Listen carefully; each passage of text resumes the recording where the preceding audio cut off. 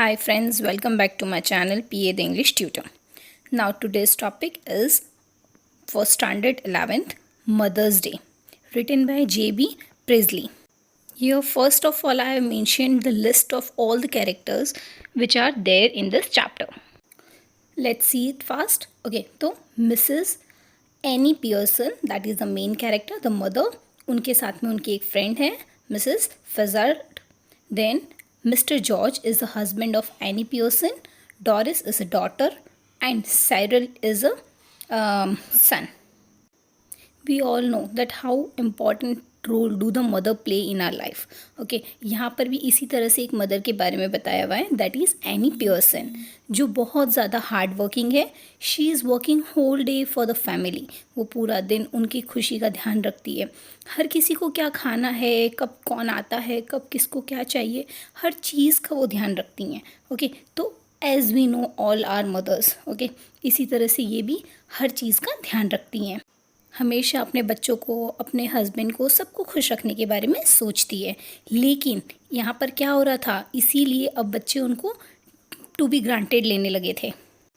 हर किसी को बस ये था कि हमें कुछ भी चाहिए, mother will help us out. Okay, even the husband वो भी ऐसा ही सोचते थे कि सिर्फ ये तो काम के लिए है, हमें जो काम है हम उनसे उतना करवा लें. Now one day one of our friend Mrs Fitzgerald, वो उनके घर पर आई. बोथ ऑफ देम वो हैविंग अ गुड टॉक. आपस में बातें करते करते उनको मिसेस फिtzgerald को बुरा लगता है कि नहीं, how any Pearson's family use to treat her. Okay, उसकी खुद की पर्सनल लाइफ पूरी स्पॉइल हो चुकी है. तो शी टोल्ड दैट तुम्हें उन्हें कुछ ना कुछ सबक सिखाना चाहिए. वो उसे अलग अलग तरह से मनाने की कोशिश करती है, but she was such a possessive towards her family. वो बोलती है नहीं, मुझे कुछ भी नहीं करना है. फिर वो बोलती है okay, I am having a plan, कि मेरे पास एक आइडिया है, that I know how to interchange the soul. तुम्हारी बॉडी रहेगी. वो बोलती है मुझे ये चीज़ समझ में ही नहीं आ रही, क्या ऐसा हो सकता है और क्यों करें हम ऐसा. तो मिसेस फिtzgerald बताती हैं कि नहीं, it's not a big deal.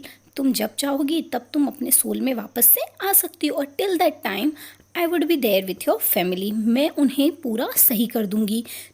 मुझे कुछ टाइम दो, बस मुझे उन लोगों के साथ में थोड़ा टाइम दो. तुम्हारी जगह मैं आ जाती हूँ, मेरी जगह तुम आ जाओ.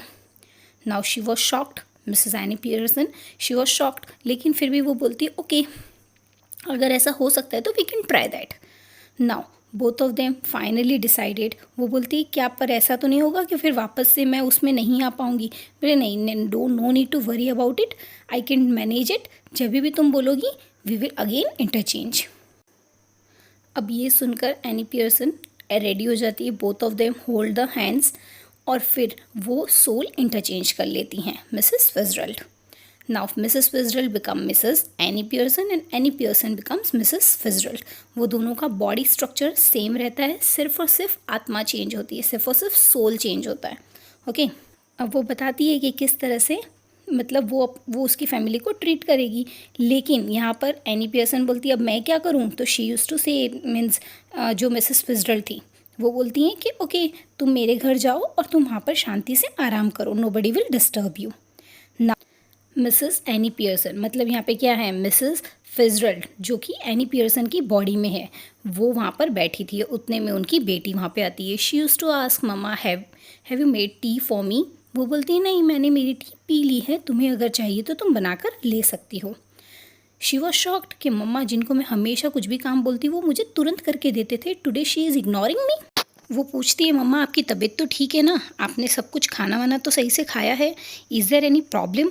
लेकिन वो बोलती है नहीं, मुझे कोई प्रॉब्लम नहीं है, लेकिन तुम लोगों को हैबिट हो गई है, तुमको हर चीज़ में मुझे ही क्यों पूछना होता है, मुझे ही क्यों कहना होता है. जब तुम कहीं जाते हो तब तो मुझे इन्फॉर्म नहीं करते, जब तुम कुछ अच्छा करते हो, ग्रेट करते हो, तब तो तुम मुझे इन्फॉर्म नहीं करते. So why should I always be there for you. अब ये सुनकर उनकी बेटी को रोना आ जाता है, और वो बोलती है तुम कहाँ जा रही हो. तो वो बोलती है कि मैं मेरे बॉयफ्रेंड से मिलने जा रही हूँ. तो she use to say oh you are going to meet the George. So उसके लिए तुम्हें इतना तैयार होना है, नो नीड. वो कैसा लगता है, आई हेट इट हिम. तो ये सुनकर वो और ज़्यादा गुस्सा हो जाती है और रुद के अंदर रूम में चली जाती है. इतनी देर में उनका बेटा वहाँ पर आता है, साइरल. पूछता है कि मम्मी क्या आपने मेरे लिए चाय बनाई है. तो she denied again, she refuse, नहीं मैंने तो मेरी चाय पी ली, अगर तुम्हें बनानी है, तुम्हें चाय पीनी है तो you can make by your own. अब ये बोलता है क्या हुआ मम्मा, आप ठीक तो हैं, वही चीज़ वो वापस से पूछता है। Both the brother and sister were shocked कि ये मम्मा को आज हो क्या गया है आखिर, जो हमारे लिए हमेशा तैयार रहती थी वो आज हमें हर चीज़ के लिए मना कर रही है। Why is it so? Okay, वो लोग सोचने लगते हैं। फिर उसको लगता है कि कहीं ना कहीं वो शायद बीमार होगी, आज उनकी तबीयत ठीक नहीं होगी। इतने में तो हिज मदर आस्क्ड हिम कि स्टॉट है, how many bottles are there? तो वो बोलता है कि हाँ 1-2 बॉटल्स हैं, बट आपको क्या है, आप तो कभी नहीं पीते हैं। तो शी सेज दैट नहीं मुझे आज पीनी है। So is there any big deal, I want to drink, I will have it. Okay, George was exclaimed, उसको कुछ समझ में नहीं आ रहा था, लेकिन he thought okay might be होगा आज चेंज, मामा को अच्छा लग रहा होगा। वो दोनों दुखी हो जाते हैं, means the son and the daughter, both of them. फिर वो लोग सोचते हैं कि आने दो पापा को, तभी कुछ होगा अब। इतनी देर में उनकी डॉटर डॉरिस तैयार होकर आ जाती है। And now when she is means she came, mother says हाँ तुम बहुत क्यूट लग रही हो, तुम बहुत प्रिटी लग रही हो। तो शी सेज नहीं मैं अभी तैयार भी नहीं हुई पूरी। तो मम्मा सेज इवन दो तुम बहुत ज़्यादा प्यारी लग रही हो। फिर वो बोलती है कि अगर तुमको वैसे भी उसी को तो मिलने जाना है तो no need to get too much of makeup and all, क्योंकि वैसे भी वो इतना कोई अच्छा नहीं लगता है। Hearing this again she became sad, उसे बहुत ज़्यादा बुरा लगता है, why she is treating me like this, और वो वापस से रो के अपने रूम में चली जाती है। अर्लियर उसका भाई इंक्वायरी करता है व्हाट हैपन नाउ, उसके पापा आ जाते हैं। तो वो उसके पापा उसे पूछते हैं व्हाट हैपन बेटा, why are you crying, is there any problem? तो वो पहले अपनी वाइफ को पूछते हैं। तो his wife says that ask it to your daughter only, वो डॉटर को पूछते हैं। Daughter says everything that how she is behaving, she is ignoring for everything, she is avoiding me, she is saying no for each and everything. Okay, अब उसके father गुस्सा हो जाते हैं और वो अपनी वाइफ को डांटने लगते हैं कि what is this, why are you drinking, you never drink. तो वो बोलती है नहीं तुम्हें बीच में बोलने की ज़रूरत नहीं है, तुम भी तो पी के आते हो, whenever you want to drink you use to do that, I never say yes और no, I never say anything to you, तुम्हें जब जहाँ जाना होता है you use to go there, I never stop you, so why are you blaming me, मेरी life है, however I wants to live I can. Now hearing all this उसके पापा बहुत ज़्यादा उदास हो जाते हैं, seeing the behaviour of Mrs Annie Pearson who was actually a Mrs Fitzgerald. अब इतनी देर में वहाँ पर Mrs Fitzgerald means actual Annie Pearson आ जाती हैं। वो क्यों आती हैं? बिकॉज उन्हें अपनी फैमिली की बहुत चिंता होती है।